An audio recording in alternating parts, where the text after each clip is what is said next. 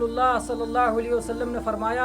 کہ اللہ تبارک و تعالیٰ کا ارشاد گرامی ہے کہ ابن آدم کے تمام اعمال اس کے لیے ہیں سوائے صوم کے، وہ خاص میرے لیے ہے اور میں خود ہی اس کا بدلہ دوں گا۔ صوم ایک ڈھال ہے، جب تم میں سے کسی کے صوم کا دن ہو تو وہ بری باتیں اور شور و غوغا نہ کرے، اگر کوئی اسے گالی دے یا اس سے جھگڑا کرے تو وہ اس سے کہہ دے کہ میں صوم والا آدمی ہوں۔ متفق علیہ حدیث ہے اور اس کے عربی الفاظ اس طرح ہیں: قال صلی اللہ علیہ وسلم قال اللہ عز وجل کل عمل ابن آدم له الا الصیام فإنه لی وأنا اجزی به والصیام جنہ فإذا كان يوم صوم أحدكم فلا يرفث يومئذ ولا يسخب فإن سابه أحد أو قاتله فليقل إني امرؤ صائم۔ متفق علیہ۔